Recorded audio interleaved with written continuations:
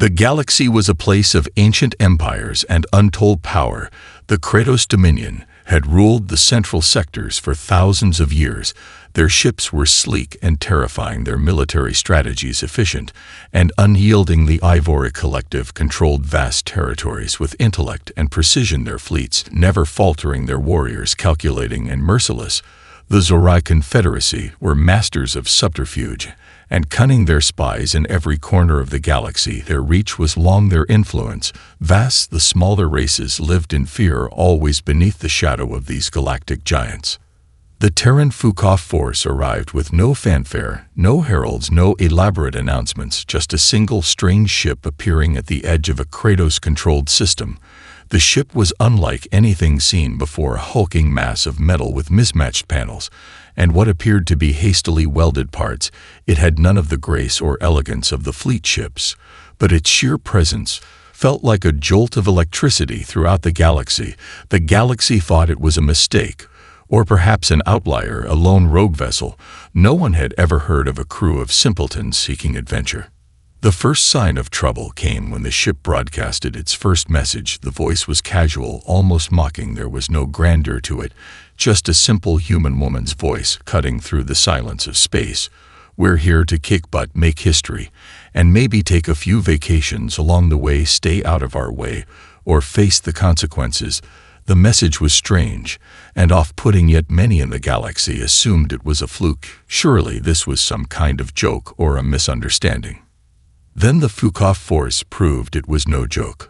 A Kratos military outpost on the edge of their empire vanished in the blink of an eye. The Kratos were accustomed to the way other species fought. They understood tactics, well-planned formations, superior technology. But the humans weren't following any of the expected rules. They didn't use their weapons the same way. They didn't even fight like warriors. They fought like people with something to prove, who were having a bit too much fun. While doing it, they were unpredictable, completely outside the expectations of the galaxy's top strategists. The Terran ship did not launch a traditional assault. It didn't engage in a battle of fleets. No, the Fukoff force simply disabled the Kratos communication system and let chaos reign. They hijacked civilian transports and launched them into the heart of the Kratos sector. Without warning, the transports then detonated, sending shockwaves of confusion through the Kratos ships. Each transport had been rigged with explosives, and each one created a perfect distraction, allowing the Terran forces to attack from multiple directions and incapacitate entire sectors of the Kratos fleet at once. The Kratos had never seen anything like it. They scrambled to counter, but by the time they attempted to engage the Fukoff force, the humans were already gone, and there was nothing left but the wreckage of their ships and a message scrawled across the communication channels in giant letters: Fukoff, or stay out of our way. A mere few days later, similar attacks took place across the galaxy, each one leaving a message behind, each one more baffling than the last. The galaxy's superpowers tried to coordinate a response, but they found themselves consistently outwitted and outplayed. The Terrans had no interest in fighting by the established rules. They were rewriting the entire script. As the galaxy's leaders began to meet in secret, their fear grew. They realized they were not dealing with simple invaders. No, the Terrans had come to stay, and their victory was inevitable. It was only a matter of time before they learned the true meaning of Fukoff. The first response from the galaxy's superpowers came swiftly, and with overwhelming force. The Kratos Dominion mobilized an entire battle fleet of 100 warships, sending them toward the Terran sector, expecting a swift and decisive strike. They believed that the Terrans had only been lucky in their initial attacks and would crumble under the weight of superior military might, but they had vastly underestimated humanity's willingness to fight on its own terms. The fleet arrived in the designated system to find nothing but empty space. At first, confusion spread like wildfire throughout the Kratos command. The Terrans had done nothing to prepare for such an assault. No defenses, no show of force, no indication that they had any idea what was coming. The fleet's commanders laughed among themselves, believing that the Terrans were either too stupid or too frightened to resist. Then the battle began, but not in the way anyone expected. As the Kratos warships advanced into the sector, they began to notice strange occurrences. Ships that seemed to vanish into thin air only to reappear moments later, overrun with malfunctioning systems and damaged hulls. There were no Terran ships in sight, no signs of organized resistance, just the eerie feeling of being watched, of being stalked by something unseen.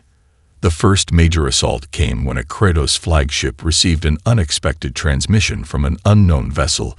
It was a crude transmission filled with static and strange sounds, but the voice that came through was clear enough. "This is Captain Rita Fukoff of the Terran Fukoff Force. We're here to have fun now. If you don't mind, we'd like to borrow your flagship for a while." Moments later, the flagship's engines went dark, and its internal systems began to fail one by one. The Kratos crews scrambled to regain control, but every attempt was met with failure. It wasn't until the flagship's crew noticed something odd that the horror truly began to sink in. The ship wasn't just malfunctioning, it was being hijacked by someone inside. Aboard the ship, Captain McAllister had been working quietly from her makeshift command center, located within one of the Terran hijacked transports. She had infiltrated the Kratos flagship, using nothing more than a hacked console and a few simple tools. What followed next was pure chaos. As the Kratos crew attempted to fight back, the Terrans turned their own weapons against them and began wreaking havoc on the flagship's internal systems. At the same time, a fleet of Terran ships, seemingly out of nowhere, launched an attack on the Kratos fleet's flank, cutting through their ranks with ease. The Kratos had expected precise, coordinated attacks, but what they got were Terran ships doing the equivalent of throwing bricks through windows. They attacked wildly, unpredictably, and with no respect for conventional military tactics. They didn't aim for military targets. Instead, they targeted the weakest points: engine rooms, supply lines, and communication relays. Their goal wasn't victory through precision, it was victory through pure chaos. It didn't take long for the Kratos fleet to begin breaking apart under the Terran onslaught. One by one, their ships were either disabled or completely destroyed. The Kratos admiral tried to make sense of the madness, but it was too late. The damage was done, and with the Terran forces relentlessly hammering their weak spots, the Kratos were left no choice but to retreat in utter defeat. But the Terrans didn't let up. They followed the retreating fleet with relentless firebombing runs, attacking from the shadows and never letting their enemies rest, until finally the last Kratos ship disappeared into the void. The Terrans had done it again. As the Kratos fleet limped back to their homeworld, Captain McAllister sent a final message across the galaxy, a simple line of text that appeared across every communication network in the sector: "We're just getting started." The galaxy's reaction was swift and panicked. The superpowers began to understand that the Terrans were not simply a nuisance, they were a force that could not be predicted or controlled, and now the rest of the galaxy was beginning to take notice. The Terrans, far from resting on their victory, had only begun to unravel the fabric of galactic power. With each successive strike, they disrupted the balance that the great empires had carefully woven over millennia. Their tactics, unpredictable and unorthodox, became a phenomenon of their own. But what no one understood was that the Terrans' true weapon wasn't their technology, or even their brute force. It was something much simpler, much more dangerous: human ingenuity. The Zorai Confederacy, known for their shrewd intelligence networks and impeccable strategy, was the next to underestimate the Terrans. They viewed humanity as primitive, their strategies chaotic at best, driven by impulsive decisions and emotional reactions. But to the Zorai, that was the perfect opportunity to deal with this troublesome species once and for all. They would outthink the Terrans. They would use their own brilliance to crush them. A fleet of Zorai warships, equipped with the latest cloaking technology and advanced ion cannons, descended upon the Terran homeworld, Earth, expecting to ambush the Fukoff force and wipe them out in one swift blow. The Terrans, of course, had anticipated nothing of the sort. They didn't wait for a proper defense. They didn't even mobilize their fleet the way a traditional military would. Instead, they relied on their greatest strength: improvisation. Captain Rita McAllister, with her usual nonchalance, gave the order to fight back, but not with overwhelming firepower. No, the plan was simpler: turned the tables and let the Zorai do the work themselves. The Terrans had infiltrated the Zorai communication networks long before the fleet had even arrived, feeding false information about Earth's defenses. The Zorai thought they were attacking in a coordinated, overwhelming assault, but instead they walked straight into an elaborate trap designed to make them think they were winning. Aboard Earth, a seemingly disorganized defense force of civilians, mechanics, and engineers took to their makeshift bunkers, using every scrap of technology they could find. Cars, drones, modified civilian aircraft, even old warehouses turned into makeshift weapons factories. The Zorai fleet, expecting to face a technologically primitive world, were instead met with coordinated guerrilla tactics that turned the planet itself into an impenetrable labyrinth. One of the most unexpected aspects of the battle was the Terrans' use of what they called human resourcefulness. In the midst of a pitched space battle, a Terran ship engaged a Zorai battleship in what seemed like an impossible situation. Instead of retreating or attempting to fight head-on, the Terrans hijacked an abandoned cargo ship and rammed it directly into the Zorai vessel. The Zorai, thinking it was another ship's last desperate attempt to flee, didn't realize it was part of a diversion.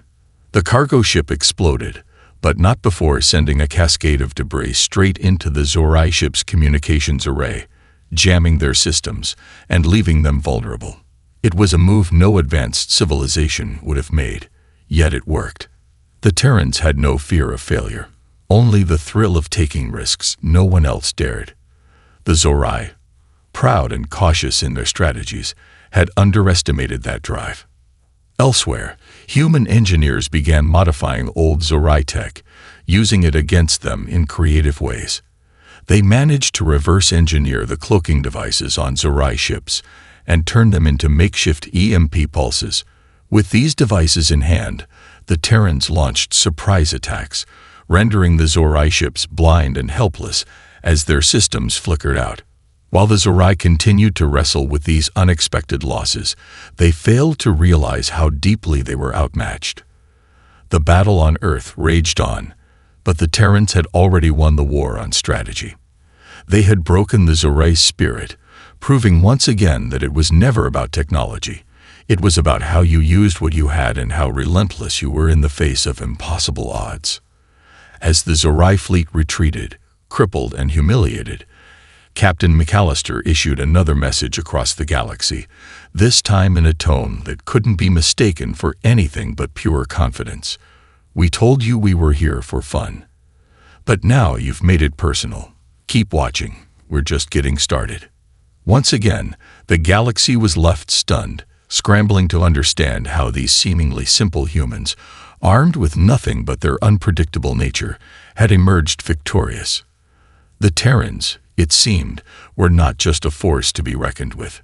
They were a revolution in the making. The Terran victories sent ripples through the galaxy, leaving the once proud empires in disarray. The Kratos and Zorai were left licking their wounds, their fleets battered, their strategies exposed as outdated and ineffective against the raw unpredictability of humanity. Meanwhile, the Terrans' names spread far and wide, reaching the farthest corners of space. And as the galaxy's mighty empires scrambled to regroup, an unexpected shift began to occur, one they hadn't foreseen. The Terrans had inspired something far more dangerous than military victories. They had sparked a rebellion.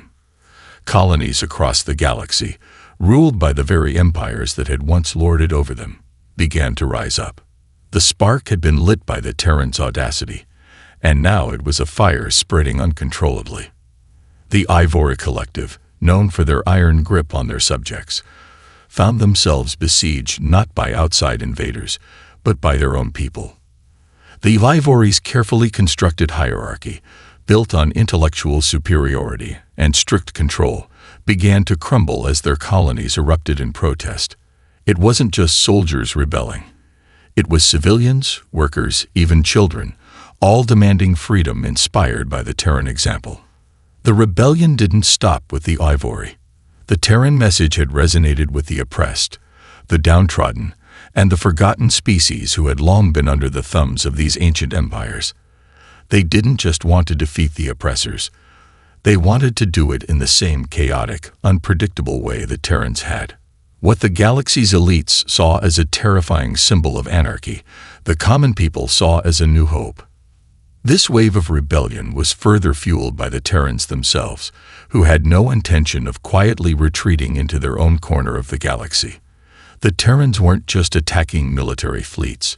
They were creating networks of resistance, teaching those they liberated how to fight back, and offering them the tools to do so. They didn't need a well-organized alliance. They needed the galaxy to see the potential of a species that had been underestimated for so long. And humanity, as it turned out, was remarkably good at creating allies out of enemies. The Centi, a race of once enslaved beings from the Outer Rim, had been brutally subjugated by the Ivory for centuries. They had no military, no weaponry to speak of, until the Terrans showed up. Instead of offering them the traditional, rigid structures of an army, the Terrans shared something else: knowledge and a willingness to think outside the box.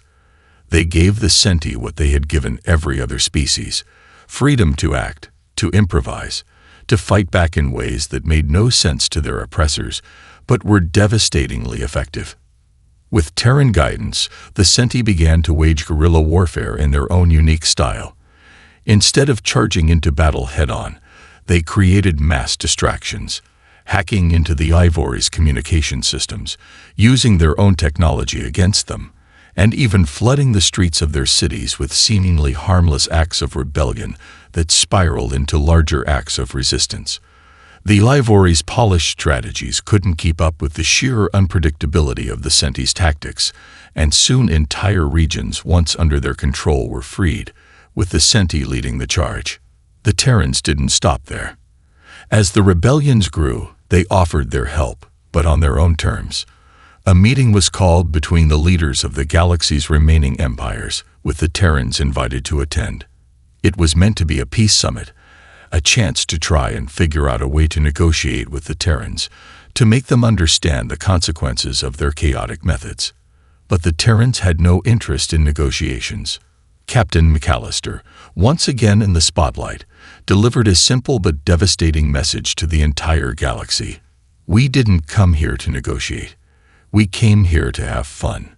Now we've got all this chaos, and it's working out pretty well for us. If you want to play, come join us.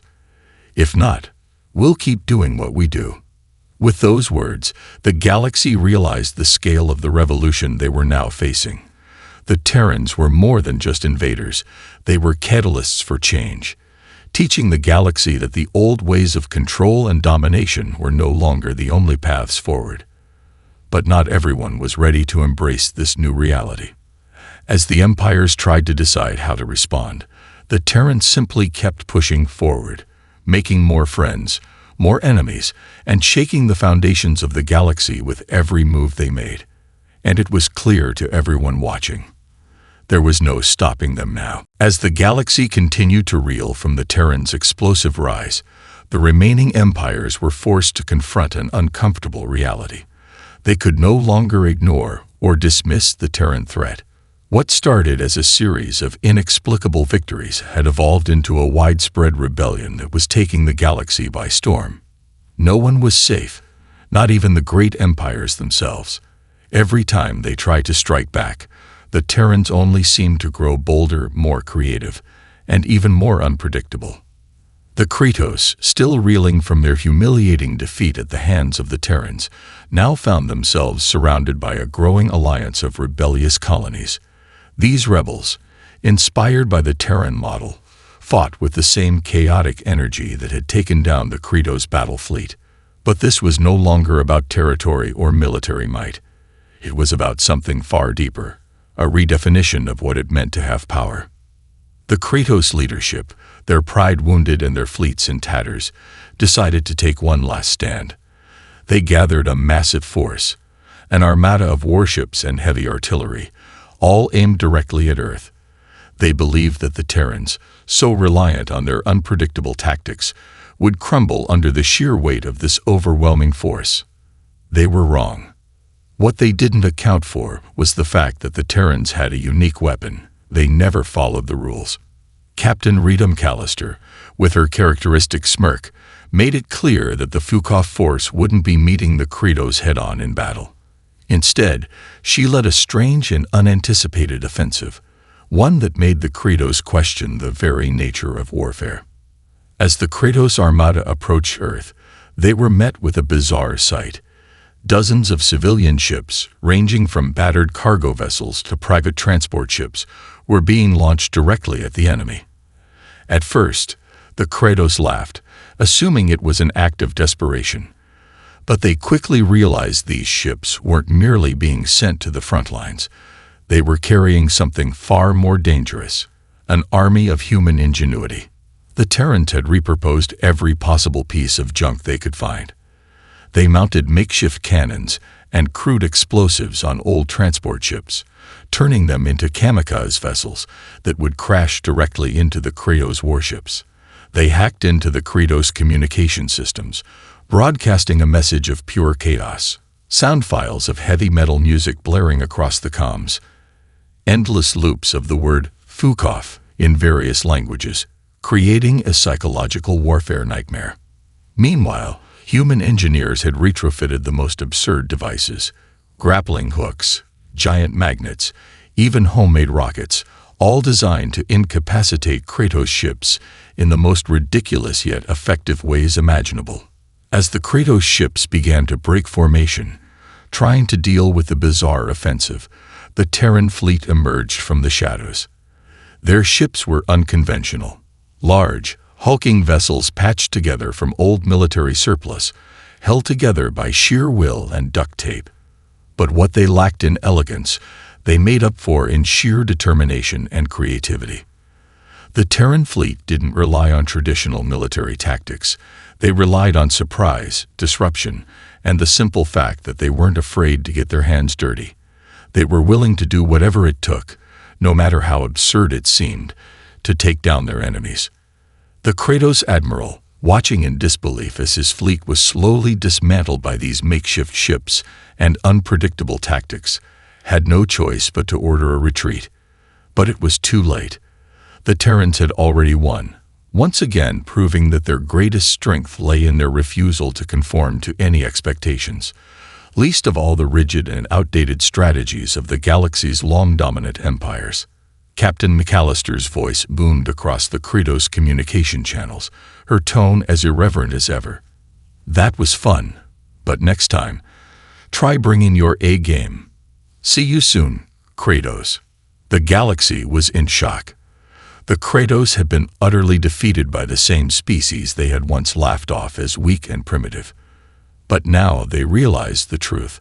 The Terrans weren't just powerful. They were a new kind of force, a force that couldn't be contained by old tactics, old rules, or old expectations. And as the news of the Terran victory spread like wildfire, the remaining empires began to see their own hold on the galaxy slipping away. But the Terrans weren't done yet. They had no interest in simply defeating their enemies. No, they were after something bigger, a revolution that would change the galaxy forever. As the Kratos retreat became a humiliating chapter in the history of the galaxy, the Terrans' momentum only grew stronger. They had proven time and time again that the old powers, with their centuries of military tradition and advanced technology, were no match for the chaotic brilliance of humanity. But what was even more unsettling for the galaxy's remaining empires was that the Terrans weren't just playing at war. They were waging a full-scale cultural revolution. By now, the Terran Fukoff force had become more than just a military presence. They had become a symbol of rebellion, a movement that reached far beyond the battlefields. Whole planets, once firmly under the thumb of the dominant galactic powers, began to embrace the idea of liberation. They didn't need to rely on traditional armies or rigid military structures. They didn't need high-tech fleets or advanced weaponry. What they needed, the Terrans showed them, was something far more powerful: the will to challenge the status quo. The Ivory Collective, which had once ruled through intelligence and careful calculation, were the next empire to feel the sting of this revolution.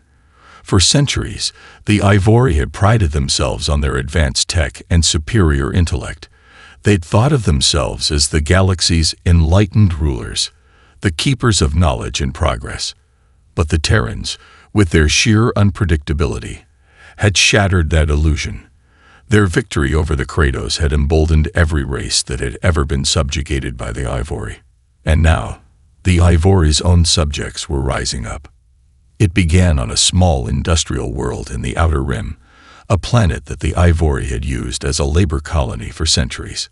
The workers, who had long endured the brutalities of their Ivori overseers, had been exposed to Terran propaganda, the stories of their victories, their ideals of freedom, and their radical form of warfare. They no longer saw themselves as mere laborers. They were revolutionaries. And it wasn't long before the spark ignited. Led by a coalition of Terran-trained guerrilla fighters and the oppressed workers, they launched a surprise attack on the Ivori Control Center. They didn't rely on organized formations or military tactics.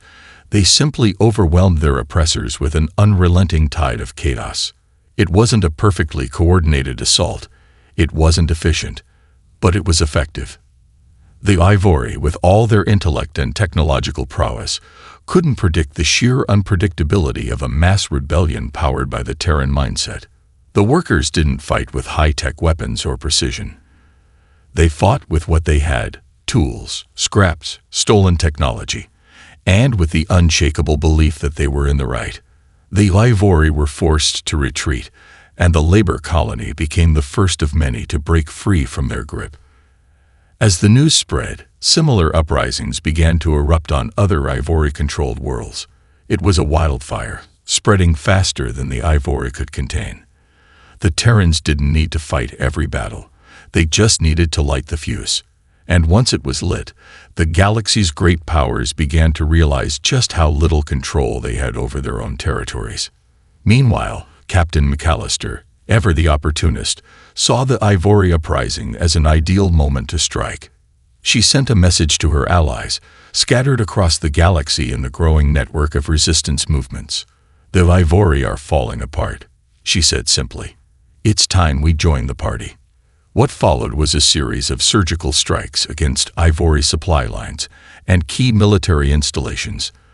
The Terrans didn't engage in full-scale warfare. They didn't need to. They just needed to keep the pressure on, to destabilize the Ivori's control further, and to remind them that no matter how high-tech or organized they were, they couldn't stop a force that fought without rules. The galaxy was now in the midst of a shift, and no one knew how deep it would go.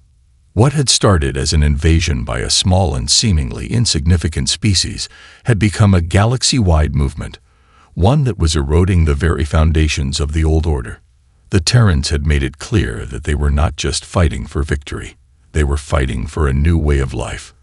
And as each victory piled upon the last, the empires knew one thing for certain: the Terrans were never going to stop. In fact, they were just getting started. As the galaxy watched the rapid collapse of the Ivori Collective, the remaining empires began to realize the scale of the Terran revolution. What had once seemed like an isolated anomaly, a band of humans making noise and causing chaos, had turned into an unstoppable wave, sweeping across the galaxy and changing the very definition of power. The Terrans, through their unprecedented victories, had become the catalyst for a new age, one where the old ways of control, conquest, and domination were no longer sacred.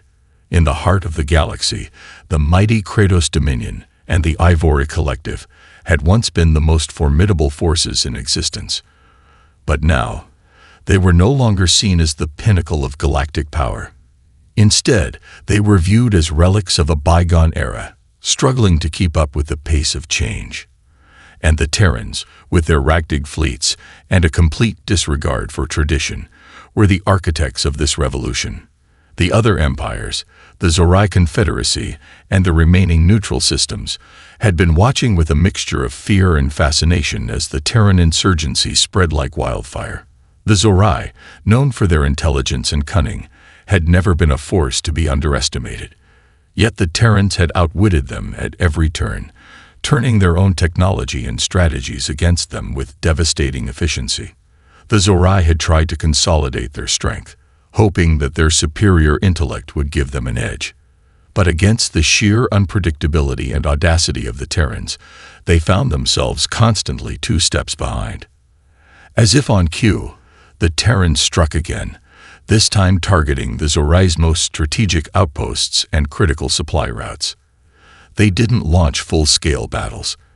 Instead, they infiltrated, sabotaged, and disrupted the Zorai's operations with a kind of calculated madness that left their enemies helpless. A single Terran ship would slip through the Zorai's defensive perimeter, disguised as a derelict, only to unleash a devastating EMP pulse that crippled an entire sector. Then, with minimal effort, the Terrans would vanish into the shadows, leaving the Zorai scrambling to recover. The Zorai, realizing that their systems were no longer secure, turned to their oldest ally, their network of spies and informants that spanned the galaxy. But even their intelligence operations were compromised. The Terrans had already infiltrated their communications, leaving them blind to any new moves the Zorai made. It was becoming clear to the galaxy's powers that the Terrans weren't just a physical threat. They were a psychological one as well. They had an uncanny ability to get inside the minds of their enemies, forcing them to second-guess every decision, every tactic, and every movement. Meanwhile, back in the heart of the rebellion, Captain McAllister had her eyes set on a larger target. The Terran objective wasn't simply to disrupt and destroy. It was to dismantle the very systems that held the galaxy together. And the best way to do that, she decided, was to take down the galactic trade routes that connected the empires. Without these vital lifelines, the old powers would be crippled, unable to resupply their fleets or maintain control over their colonies. In a bold, unprecedented move, McAllister led a covert mission to hijack several of the galaxy's largest trade caravans, seizing vital supplies and cutting off entire systems from their supply chains. They didn't take the goods for themselves. No, they left a simple message in their wake, one that echoed across every transmission channel in the galaxy. Your system is broken. Change or perish. It wasn't just an act of war. It was an act of reformation. The Terrans weren't looking to rule the galaxy. They were looking to dismantle the very notion of rulership itself. They were showing the galaxy that it was possible to live without the suffocating grip of empire. That true power didn't lie in fleets or weapons, but in the ability to act freely and creatively. The response from the galactic powers was inevitable. The Kratos, Vivori, and Zorai, once the undisputed titans of the galaxy, held a summit, their last desperate attempt to combat the Terran uprising. But the message from the Terrans had already been received loud and clear. It was no longer about military might. It was about something deeper. The old powers, so certain of their superiority, were now confronted with a species that refused to play by their rules. Captain McAllister's voice again echoed across the galaxy, this time with an almost casual tone. We've broken your toys. Now we're going to break your system. You can either join us or get out of our way. With that, the galaxy was plunged into its final transformation. The Terrans had set their sights on something far greater than victory. They were building a new world, one where the old powers could no longer reign, and where freedom was the true currency. The empires were left with only one choice: adapt or be left behind. The final showdown had arrived, but it wasn't the kind of battle the galaxy had expected. The mighty empires, Kratos, Zorai, Vivori, had gathered their forces, hoping to mount one last unified defense against the Terran insurgency. Their fleets, now united under the banner of preservation, hung in the black void, poised to strike at the heart of the Terran rebellion. They had planned a direct assault, calculating the Terrans' next moves with the precision they were known for. They believed they could end this chaos once and for all, that a grand victory would return order to the galaxy. But they had no idea what they were walking into. Captain McAllister wasn't even there. In fact, no one on the battlefield had seen her in weeks. Instead, the Terrans had been quietly organizing behind the scenes, pulling strings, planting ideas, and sowing discord. They hadn't needed a grand fleet to take down the old empires. They had done it by destabilizing the very foundations of the galaxy. And now, as the final confrontation loomed, they would deliver the final blow in their own unconventional way. The Grand Summit of the Galactic Powers, intended as the last negotiation for peace, turned into the battlefield itself. The empires arrived, expecting to outnumber and overwhelm the Terrans with sheer force. Instead, they were met with an eerie silence. The Terrans had set the stage, not for battle, but for a reckoning. As the representatives from each empire entered the summit hall, they found themselves faced with a stark message. A single Terran transmission that echoed through every communication channel in the galaxy. The message was brief, almost too simple to comprehend. Now you know what chaos feels like. What are you going to do about it? The room grew cold. The Zorai and Kratos leaders exchanged uneasy glances. The Livori's High Council sat in stunned silence. They had been maneuvering for centuries, wielding their technological superiority to maintain control, to impose order. But now, for the first time, they were faced with something they couldn't predict, something they couldn't control. And it terrified them. The Terrans had already won. The summit was nothing more than a ceremonial last gasp. As the transmission ended, a series of video feeds flashed across the screens, showing not fleets of warships, not armies, but countless rebel groups from every corner of the galaxy. These were the workers, the outcasts, the civilians, the people the empires had once dismissed. They were now unified under the Terran banner, taking back their worlds, tearing down the old systems piece by piece. What the empires had thought was mere chaos had turned into a powerful movement, one that no amount of firepower could crush. The Terran Revolution was no longer just about defeating empires. It was about dismantling the very idea of empire itself. The leaders, once so sure of their dominance, were now confronted with the overwhelming reality. The old ways were obsolete. Their strategies, their technologies, their entire systems of control had been reduced to nothing more than relics of a time that had passed. And then the final blow came. The Terrans unleashed their last card, the unifying force that had tied the rebellion together all along. Across the galaxy, all the resistance groups, from the smallest colony to the largest fleet, coordinated a massive, synchronized action. The galactic trade routes, once the lifeblood of the empires, were severed completely. Without trade, without supply lines, the empire's economies faltered. Their fleets, starved of resources, crumbled into disarray. Their power was shattered, their systems dismantled. The galaxy was plunged into a new era, a chaotic, unpredictable, and beautifully free one. The Terrans had not merely defeated their enemies. They had transformed the galaxy, reshaping it into something new, something ungovernable by the old powers. The Terran Fukoff force had shown the galaxy that true power didn't come from control, but from the freedom to act without limits, without fear of failure. Captain McAllister's voice, ever bold, echoed one final time across the galaxy, now unshackled. We did what we came here to do. Now, it's your turn.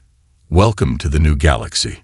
The empires, broken and scattered, were forced to recognize a single, undeniable truth.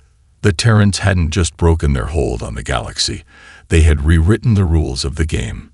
And as the last remnants of the old order faded into the dark void, the future lay wide open, shaped by the unyielding will and unpredictable brilliance of humanity. The Terrans had won, but in a way no one had ever imagined. And the galaxy would never be the same again.